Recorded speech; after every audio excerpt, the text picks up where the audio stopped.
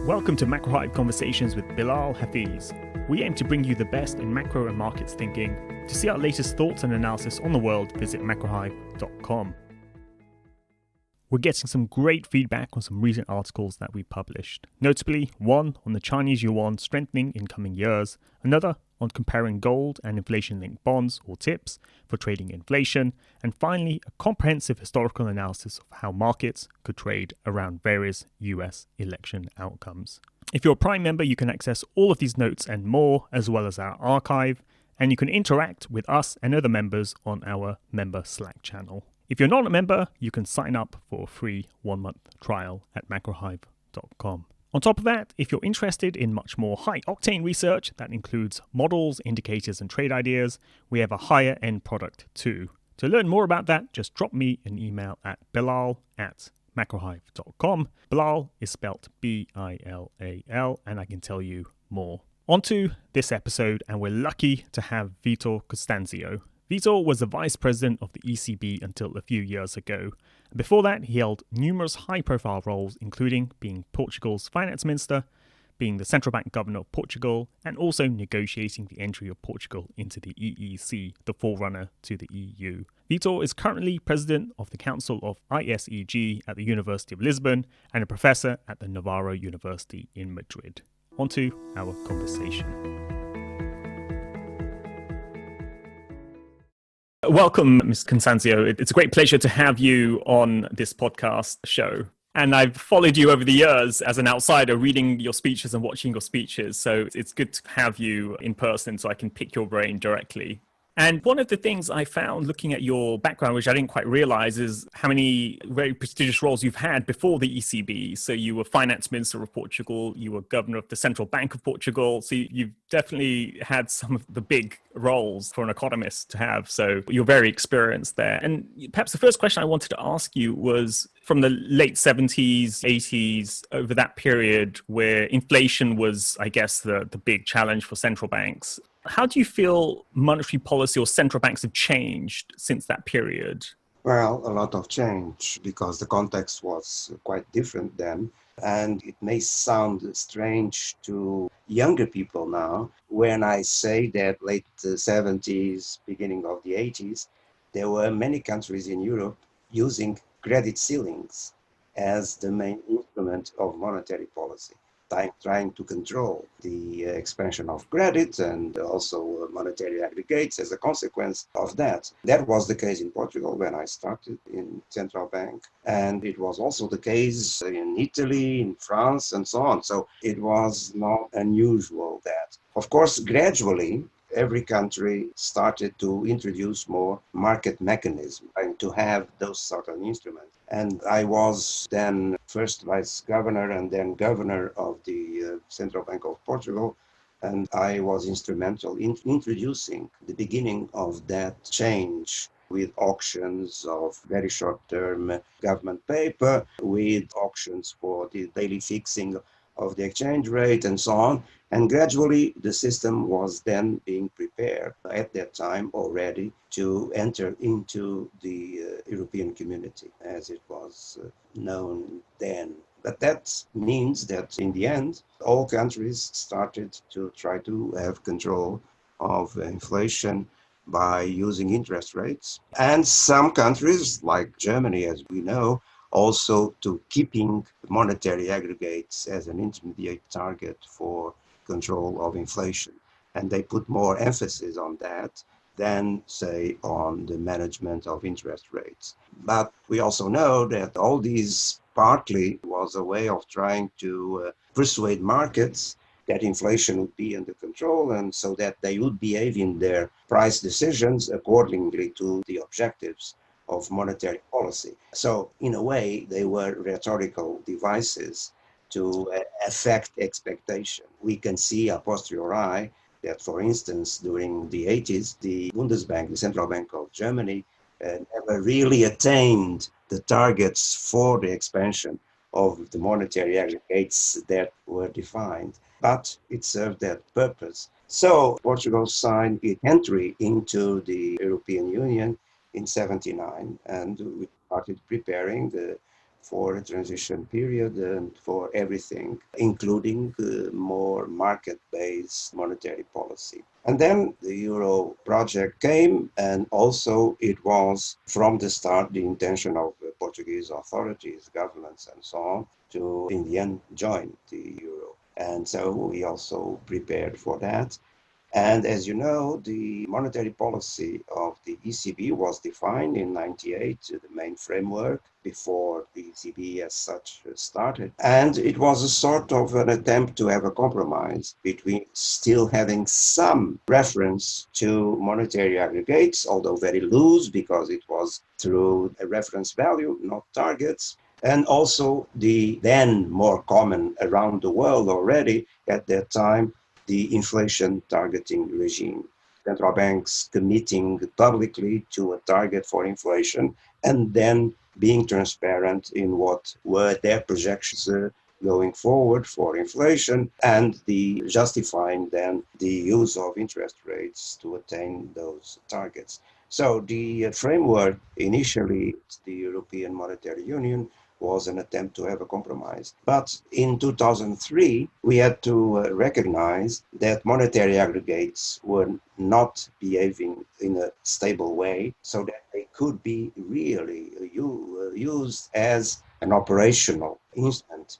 And so we had a revision of the framework in 2003 after all the relevant discussions among ourselves. And we came up with the redefinition of the target itself to make it below but close to 2%, so a different definition, and also by demoting the so-called monetary pillar that then was put in a secondary role and as a sort of medium-term cross-check, as it was said at the time, which means that with that transformation in 2003, there was indeed, in practice, a step towards what was by then the main consensus of monetary policy around the concepts of inflation targeting.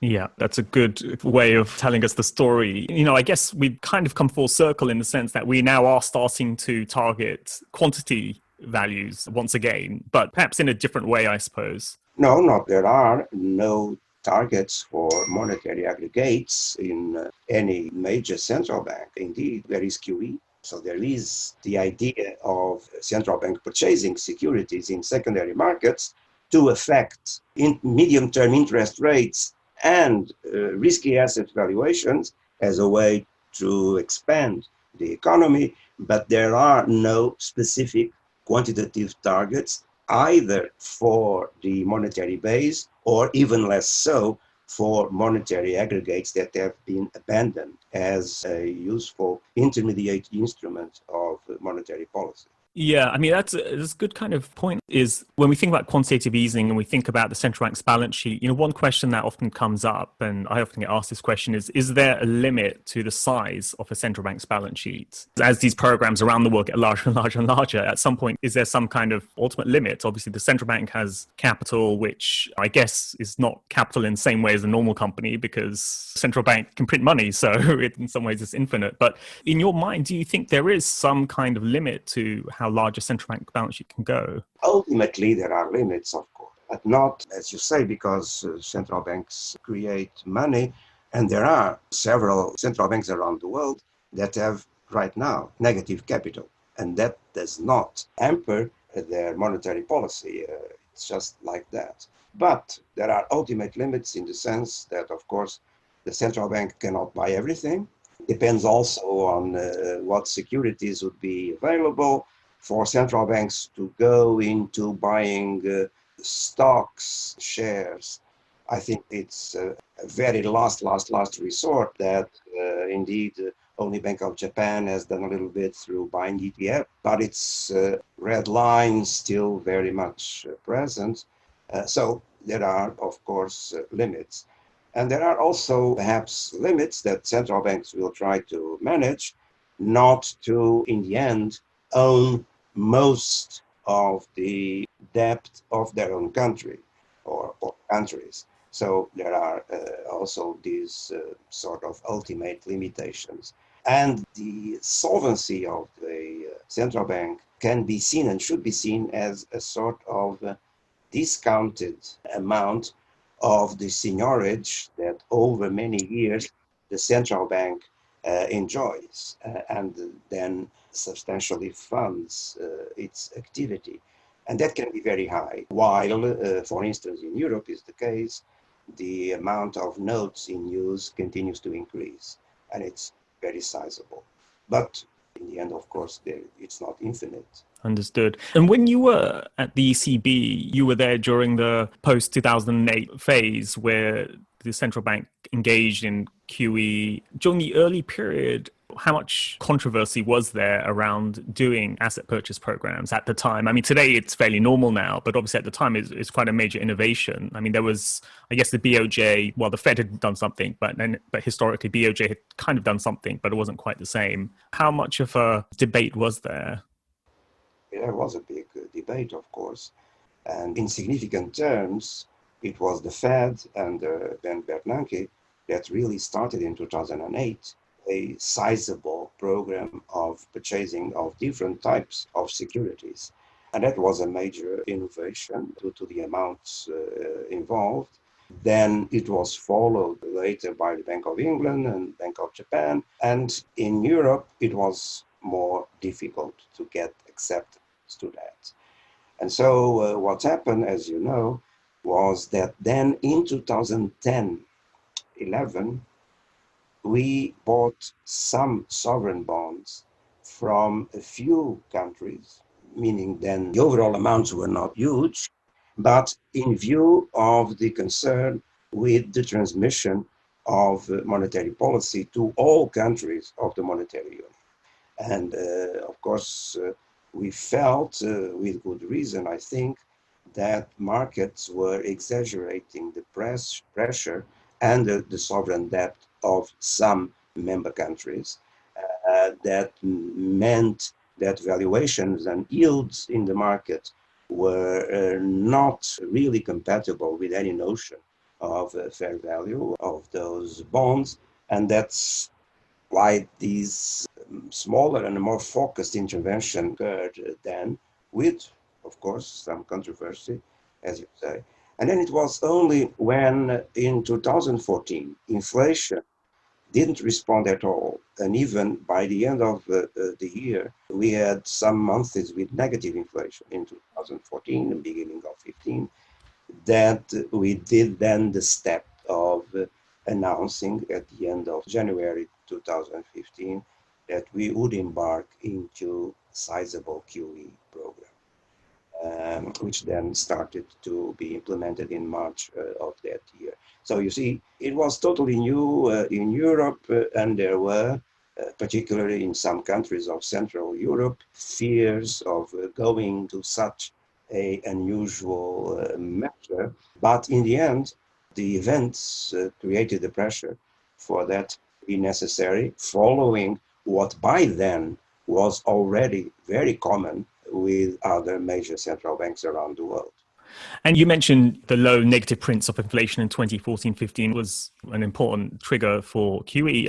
I mean, there's been this larger issue around reaching inflation targets. Now, the ECB has a target. At least since 2008, inflation has been much lower than the 2% target in Europe and also in lots of other parts of the world as well. I mean, what's your kind of big picture thinking on why has it been so difficult to generate inflation?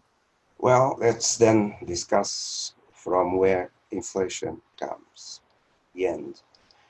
Well, it has to come because of pressure of aggregate demand over aggregate supply, and also from developments in some very important costs of inputs to the formation of prices.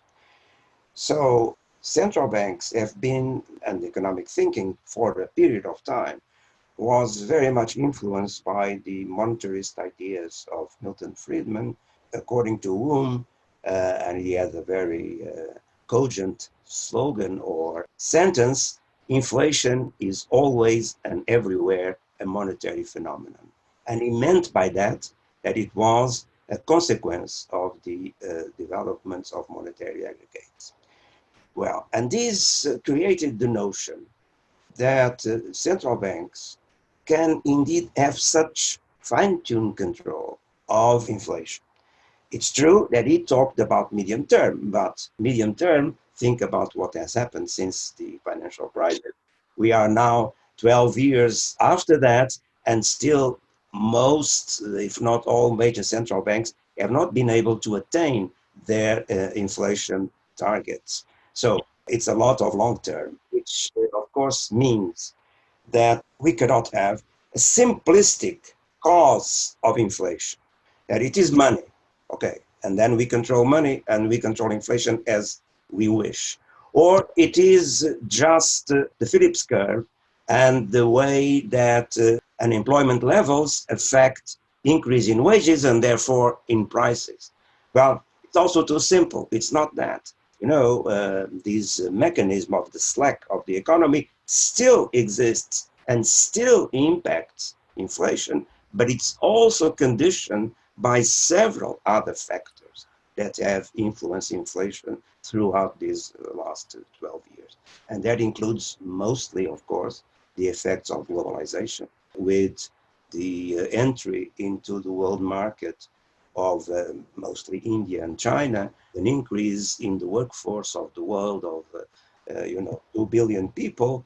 That was a major impact and continues still to be an impact on inflation conditions. And then from time to time, with some lasting effect, also the spikes in some commodity prices, particularly oil, that affects a lot what then goes into inflation. Exchange rates also, of course, affect then import prices. So import prices also count, as expectations of future inflation also count. So you have to put all these variables to really get a projection of inflation over a number of years. You cannot rely just in one indicator, either credit or money or the slack in the economy and the Phillips curve. So it's complex, depends on several things. But there is still the view, which these 12 years should have been able to dispel. There is still the view that inflation is something that the central banks can put up or down as they wish. It's not like that. And we see the reality. Of course, it's important what central banks do. No question about that. To create the financial conditions that will affect the economy and therefore inflation via the yields and the prices, the valuation of securities. But it's not a fine-tuned control, and it depends on many other things. And that explains why that reality is that central banks have not been able to attain their targets. And that globalization and later on technology changes also, e-commerce and so on, these changes also contributed to a deflationary effect structurally, and some of these trends are still present, of course. And for instance, inflation this year in Europe, in the euro area, is now weak, of course, because of the deflationary nature of the big shock coming from the virus, but also because oil is now much lower than a year ago. A year ago was around 70, now is around 40. And there is a base effect that, when we compare year-on-year numbers, then lead to these, for instance, negative monthly rate in August. And as the ECB has said yesterday, may continue to affect in the next few months, inflation being either zero or slightly negative. And the oil price is a main contributor to that, besides the deflationary shock of the virus. One question I had was on exchange rates.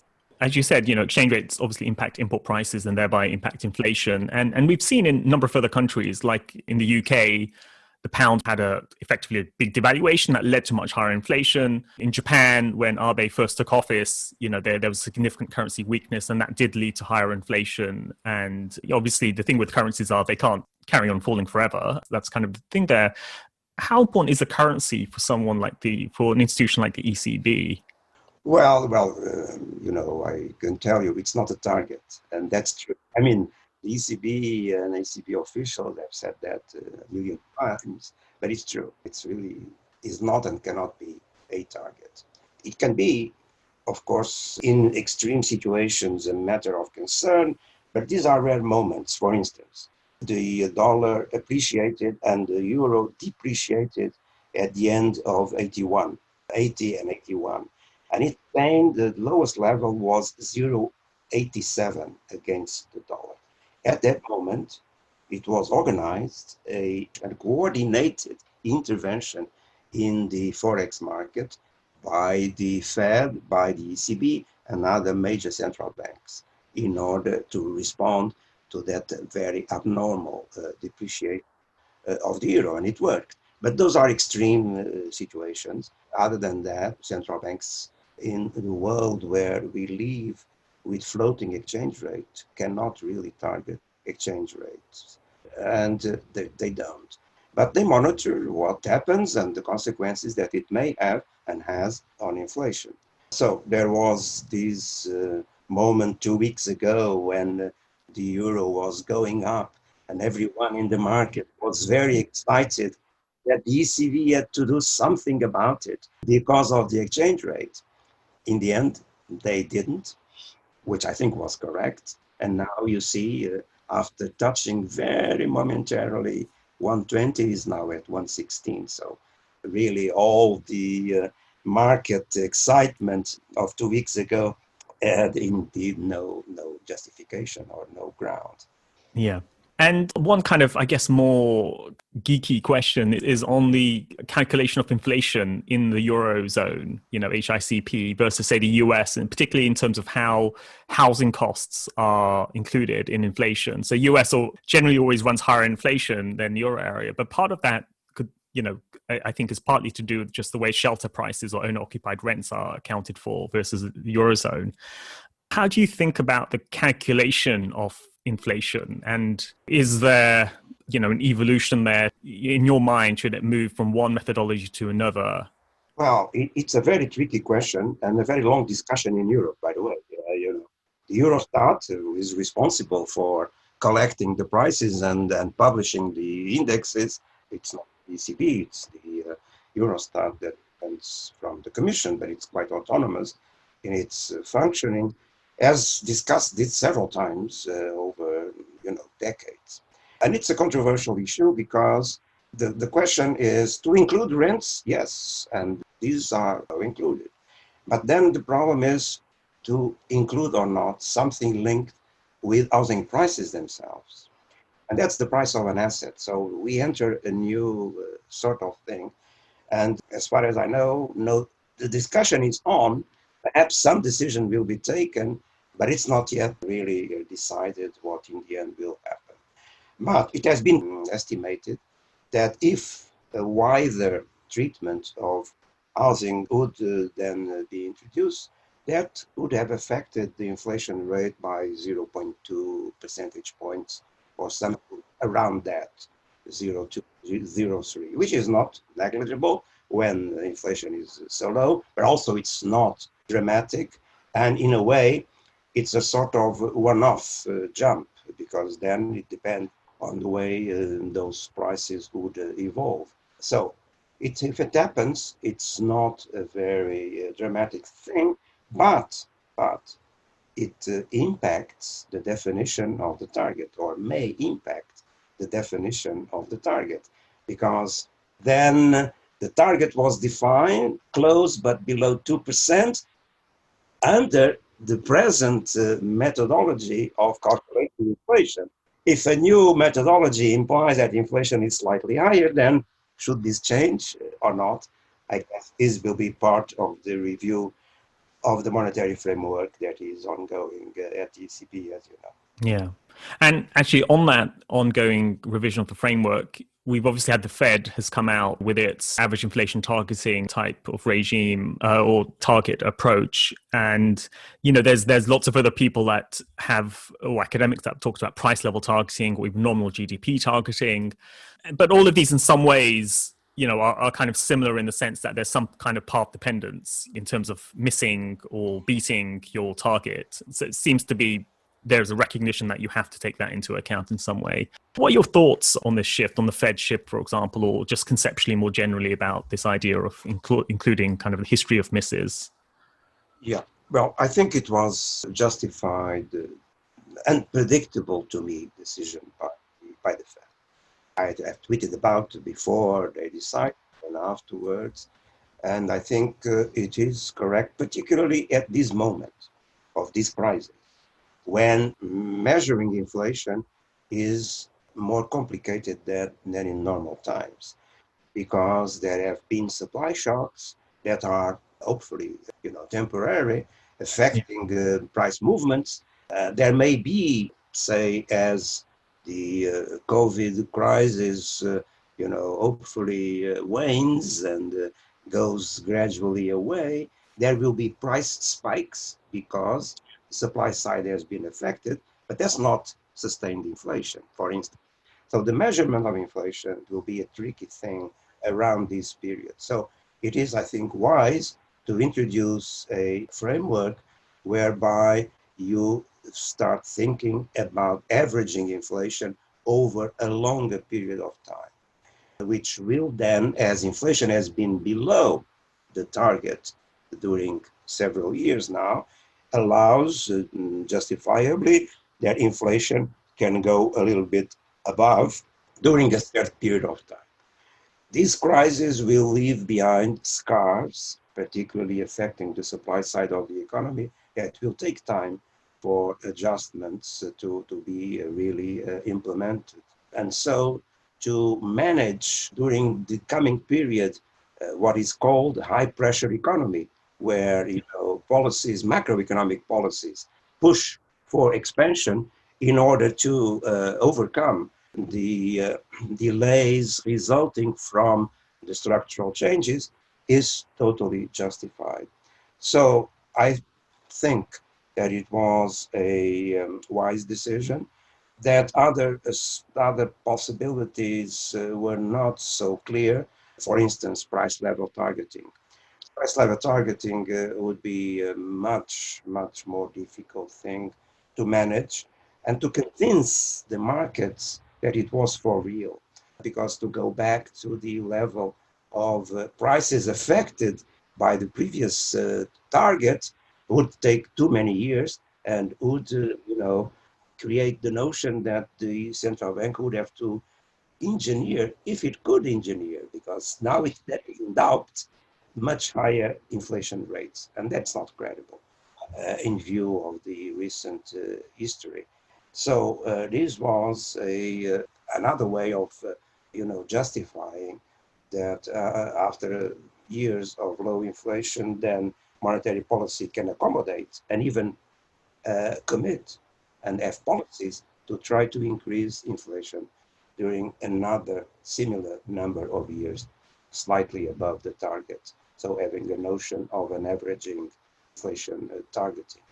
And it was also predictable that the Fed would not define the number of years they will use to do the average, because that would be too committal, say it would be 8 years.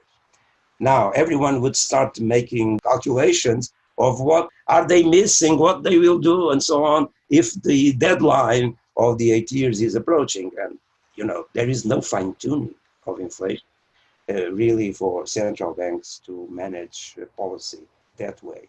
So they left it vague, but the concept is there. What is, nevertheless, and I tweeted about that, a bit of a problem is the following. Listening to different members of the Fed board, I could detect that there was not a consensual interpretation of what they had decided and they have written in the new text, because for some, this seemed to be just another way of conveying a notion of symmetry around targets, condoning that inflation would be a little bit above temporarily. But it's not about condoning. If you have an averaging inflation targeted regime, It's about changes in policy to achieve that average. And so far, the Fed has not really introduced significant changes in its policies to engineer, if it can, higher inflation. And that's then everyone is still waiting to see what will happen in the near future in that regard. Because indeed, if it is for real a new regime of averaging targeting, then policy would have to be somewhat adjusted, not much, but somewhat adjusted to the new commitment, because it's not just condoning, it's committing to new targets. And what's your sense or what's your view on what the ECB should do? I mean, do you think the ECB should do some version of AIT as well, or do you think there's something different about the Eurozone? There is nothing different in that respect. I predict that major central banks around the world will in the end do the same as the Fed. Indeed, we all know the importance that the spillovers from US monetary policy have in the world in general, and what happens as a consequence in financial markets in the US as well. So that cannot be ignored, and I think that major central banks will do something similar, pointing to periods of inflation above the target in order to have a long period averaging of inflation around the target. I think justified, and particularly in the present conditions of the present crisis. I mean, one thing I found interesting about the Fed's move is recently they put out their projections, their economic projections, and they didn't really allow for much of overshoot in inflation in their 2-3 year forecasts. I mean, you would have thought that if they do believe in this new policy, they would kind of forecast an overshoot in inflation as well, but they didn't really do that. I mean, is that just central banks are conservative, so they don't do that type of thing, or is there a signal in there as well that they're not quite sure themselves? Well, I don't see it that way. I mean, that is done by the technostructure of the Fed and the present policies, of course. The important point is what I mentioned before, is that the policy had not been changed in any way.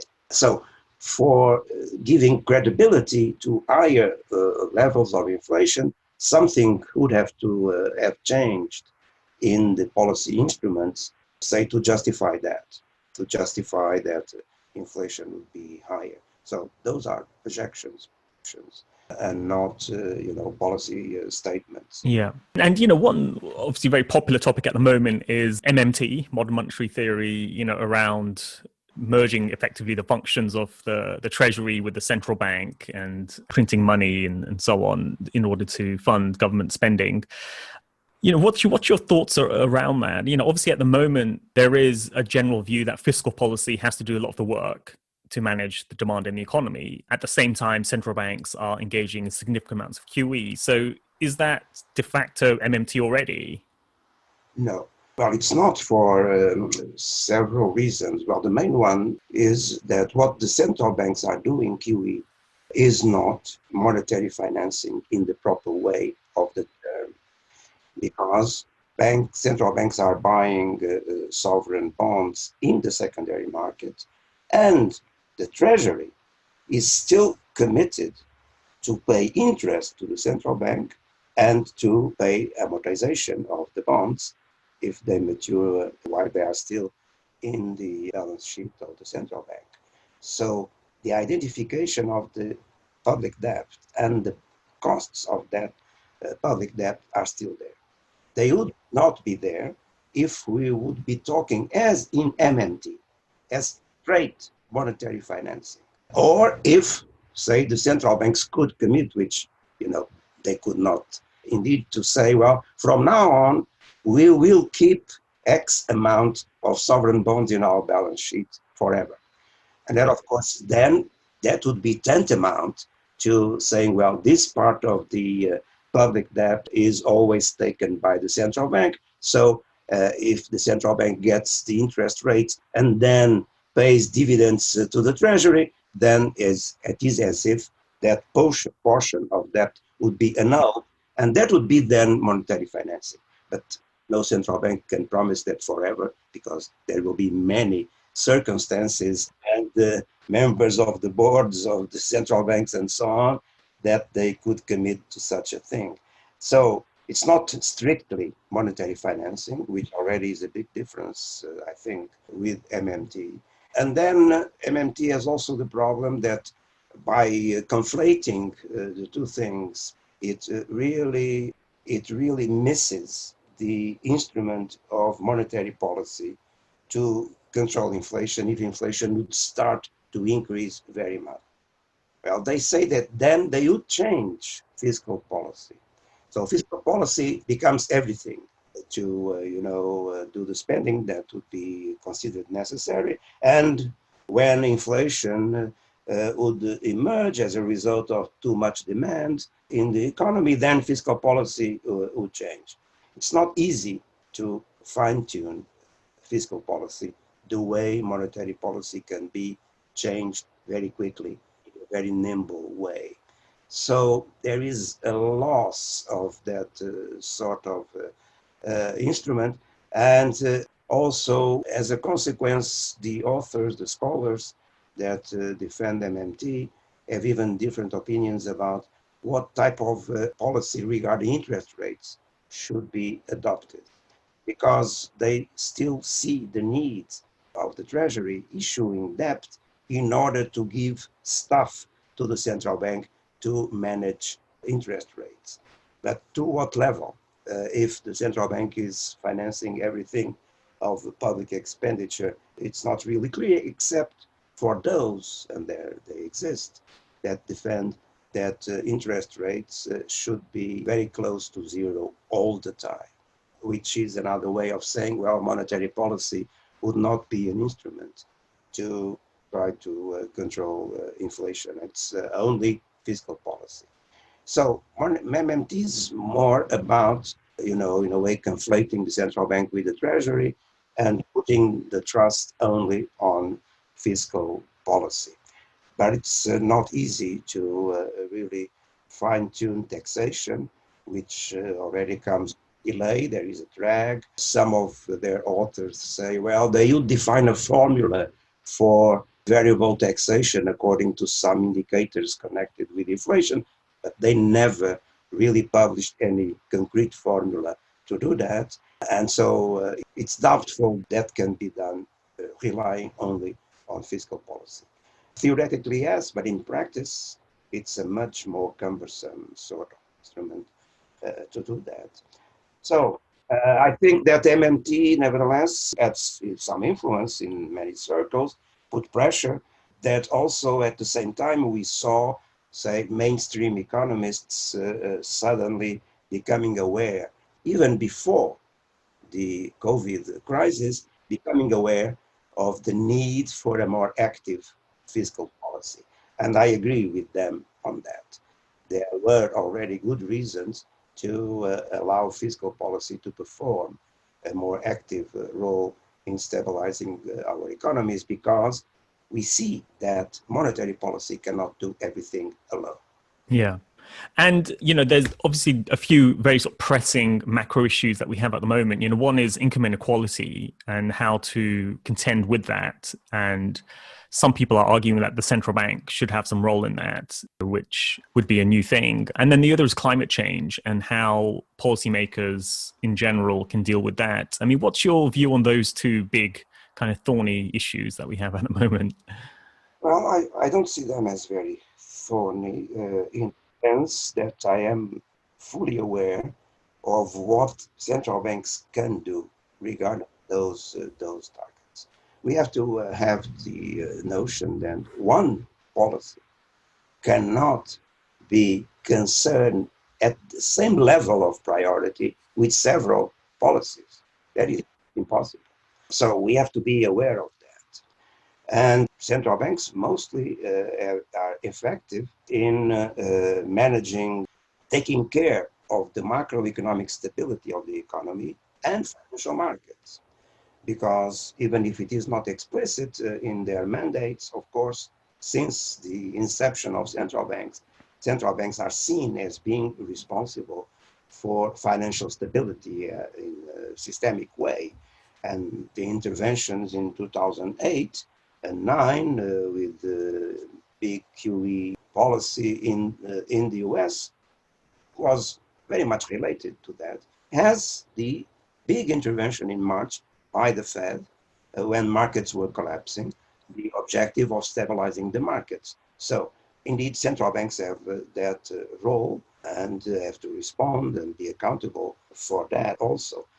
So it's already a big sort of different objectives. Now, this being said, I agree that central bank should be concerned with climate change, precisely because, especially for central banks that have more explicit responsibility in what regards some supervision of some type of banking institutions, because the assets that are in those institutions may suffer in the future if climate change triggers crises that may very well happen. So there are risks that have to be considered.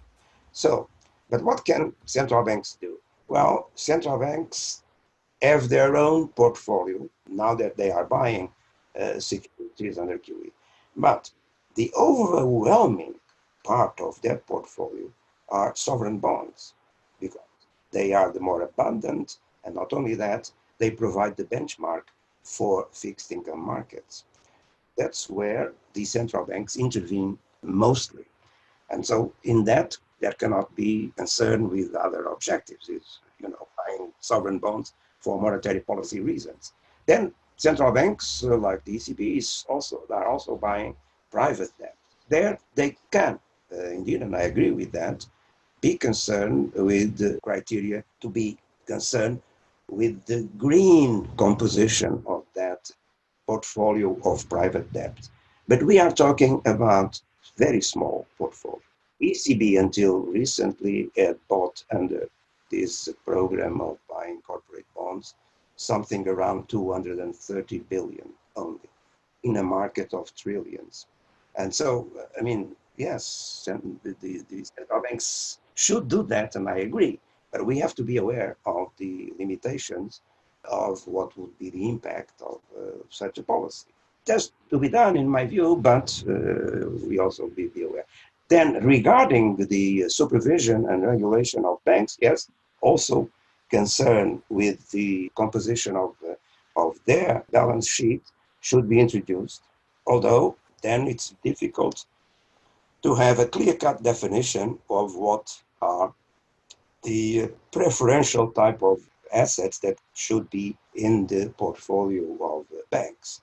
The European Commission has to come with a classification of those so that guidance can be then introduced, but also at the same time one has to consider the riskiness of the whole portfolio of banks. So yes, again, there should be policy in that direction, but I don't think that those policies, either by the central bank themselves or the regulation of banks, will be the major sort of instrument that societies have to use, because the objectives about climate change are clearly in the fiscal policy domain, with taxation and subsidies for renewables and alternative sources of energy. So regulation, taxation, subsidies, those are the big instruments to really tackle this big problem and a big danger for the whole society, for the world. But it's for those instruments. Yes, central banks can do something, but unfortunately, it will be limited. Same goes in a different way for inequality object.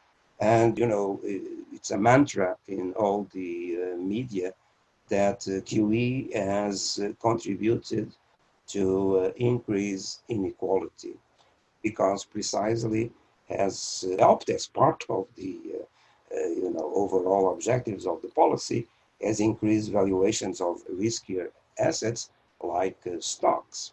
It's true that that effect is there in the distribution then of wealth. But one should not consider only those assets. Stocks, in the end, are a not very big part of the overall wealth of households.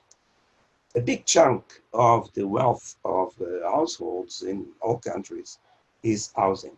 And housing is an asset that most middle class families have in most countries. The percentages of ownership are high in most countries, not in Germany, but much higher in other European countries. And the expansionary policies of the central bank also had an impact after the 2008-2009 crisis when housing prices collapsed. The expansionary policies of the central banks contributed to a recovery of housing prices. So that chunk of the wealth of the population also went up, so much so that we have published, while I was still at the ECB, we have published numbers showing that indeed, if we take into consideration the stock of housing and its prices as the big asset of the wealth of households, that the distribution of wealth has not deteriorated really as a result of QE and other policies that happened during the years after the crisis. So I also used that in a speech to the European Economic Association about this point. And if we think then not about wealth, but about income, there it is, of course, very important to underline that without expansionary monetary policies, with the instruments that were available, new, unusual, but the ones that were available, without that, unemployment would have been much worse. And the recovery of unemployment also represents a big help in terms of distribution of income. So all this has to be more nuanced and not just looking to the price of stocks and saying, what macro policies and particularly monetary policy has done is to increase inequality. Yeah. And one big uncertainty we have at the moment is what's the consequence of prolonged periods of low interest rates? There's been some debate around whether it's leading to more monopolistic behavior and zombie firms. So you kind of get this bifurcating economy. Another is what it does to the pension industry, for example. So with an aging population, how are people going to retire if the whole yield curve is incredibly low? How do you think about those topics? Well, there are several aspects to it. One aspect is that, in a way, the fact that interest rates have become lower, the movement that started much before the crisis of 2008 and 2009, it has been ongoing for several decades. And so there are structural trends that justify that.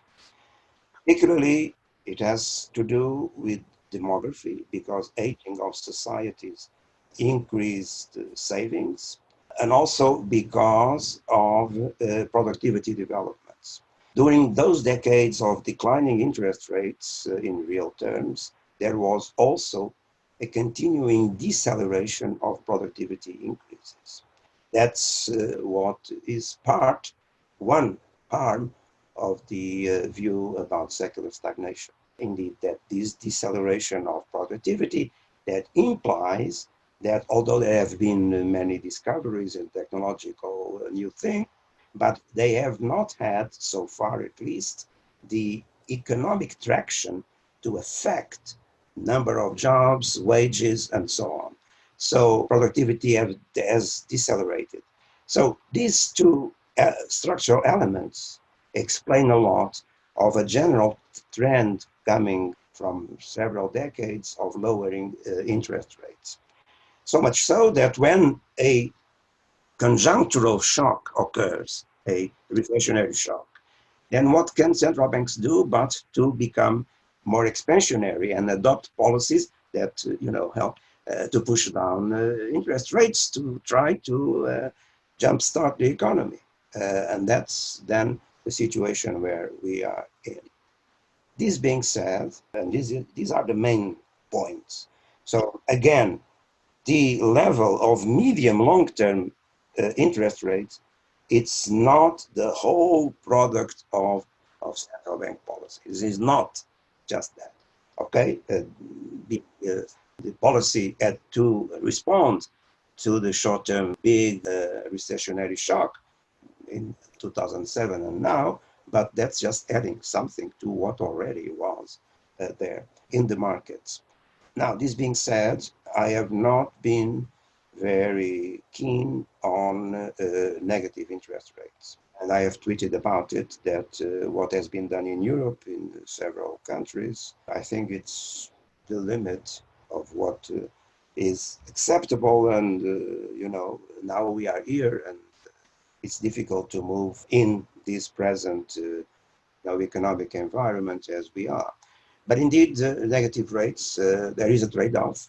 I don't subscribe to the view of some economists, well-known, some of them, that it is the same thing if the interest rates were positive and coming from 6% to 3% as going from 0 to -3. I don't agree with that view of the way, our economies can work. And so monetary policy cannot go further using that instrument because there are trade-offs. And the trade-offs, you pointed out to some of them, it has an impact on the whole pension system, of course. It has an impact on banking, no doubt, although there are other elements that offset some of the effects of those very low interest rates. And it's very important to underline here that the ECB has introduced recently another instrument of helping the banks there. Because, as you know, now the ECB is providing, big amounts of liquidity to the banks if they keep credit at the levels that they had in March of this year. They get that huge liquidity at the price of -1 percentage point. So there are instruments to offset some of the negative effect of the negative rates on banks. And that instrument has become now an important instrument to take into consideration. But there are also limits. And so I think that the negative interest rates are no longer, or should not be any longer, an instrument of monetary policy to go further down from the levels they have already attained in several European countries. So on the negative rates, I just wanted to ask if there is a need for further stimulus, what would the next step then be? Would it just be expand the TLTRO programs, expand the PEP program or the QE, just do everything bigger, I guess? Yeah, a little bigger. But nevertheless, yes, that's in my view, those are the instruments. The forward guidance, is also, an instrument. If it is supported by the others that you mentioned. But on the other hand, one has also to take into consideration that the present crisis and the needs for the recovery are mostly and foremost a question for fiscal policy. Monetary policy has already done a big response to the crisis since February, everywhere.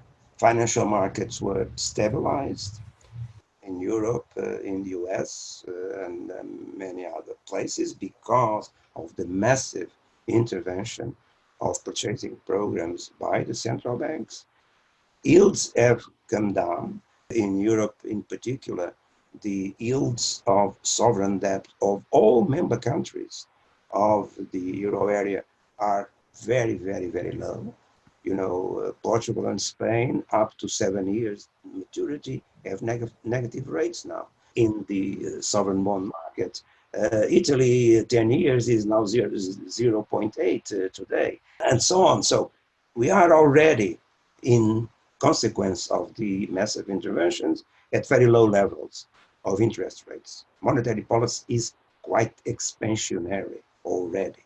And the sort of problems that the COVID-19 creates to our economies have to have a fiscal policy response, because it's about sustaining incomes of people. It's about keeping afloat firms that may be necessary when the virus effects disappear, and not letting that part of capital and supply that would be needed afterwards would be destroyed during this intermediary period of the acute crisis. It's about that. And that wage subsidies, guaranteed loans, all that is fiscal. The incentives created by monetary policy are always indirect, go via the cost of money and other securities. And they are not direct income creative in the same way. So that fiscal policy must do now. Yeah, understood. Now, I've taken up a lot of your time. I do like to end my conversations with my guests with some personal questions. So one is, at MacroHive, and we spend a lot of time trying to filter all the research and information and news that's out there, to try to kind of work out what's important and what's not. The not so important things. I mean, obviously on your side, you must be inundated with huge amounts of insights, information, research in your current academic posting and in your previous roles. I see you on Twitter as well. I mean, how do you manage your information flow and your research flow? I mean, how do you keep on top of things? Well, yeah, it's a good question. But nowadays, it's marvelous. I have sufficient historical background to tell you that question, 30 years ago, was hell, because there was no internet, there was nothing was available like that. When we needed some publication that was not subscribed by our library, then the library had to ask by mail to the other library and so on. And nowadays we just Google it and we find things. Then being on Twitter also, provides a lot of information about academic papers and things that are happening and being published. I found out after I left and went on Twitter, I find out that it is a source of information that is quite wide and useful, but it's mostly the net that provides. And then, of course, I follow several institutions and people and persons. There are these marvelous programs that utilize hard S to follow what the sites and institutions are publishing, and I use one of them, Fredly. So that is one of the ways of keeping updated about what is going on. Yeah. And I love reading books. I always like to ask my guests again, are there any particular books that really influenced you, either in your work over the years or at a personal level? So in terms of say on the macro side, for example, were there any particular books that influenced the way you looked at economics or finance that were kind of formative for you, I would say? Well, I am a reconstructed Keynesian in sense that, of course, in the sense that I consider myself Keynesian, but of course also reflecting all the developments that since. I tell you that I don't follow completely any particular economic school. I have doubts about the overall vision of the way our economies work that is behind the modern, very mainstream DSG models. Doubt about that, because I think that our type of economies are not so self-correcting and self-liberating as, in a way, it's behind those models, and also not the idea that just by manipulating the interest rate by a central bank, everything can go to the marvelous bliss point of optimality. So that is too much. So I subscribe enough to some of the core Keynesian ideas to have doubts about that. And so you see the type of books that have influenced throughout the years. And of course, there is a huge list, because I am a reader. I read a lot. All my friends know very well. Yeah. Great. Okay, well, with that, I mean, I'd like to just thank you very much for this excellent conversation. Okay, thank you. And then also, if people wanted to follow you and your thinking and your work in any way, what's the best way for them to do that? My Twitter account is one thing. I also have a blog that I put on air myself, which is called macroviews.net -WP, WordPress, because I use WordPress. I created the blog when I left the ECB, but then I discovered that blogs are a little bit out of fashion. 15 years ago, blogs were everything. And I lived in reading all the blogs. I could not have a blog at the time, but I followed very much several blogs. Now everything is on Twitter, much shorter, and then making links to publications or blogs and so on. So the Twitter is indeed the best way to keep in contact. And there is quite community of economists that are on Twitter. And really, we can follow them and see what is happening, including in the academic field.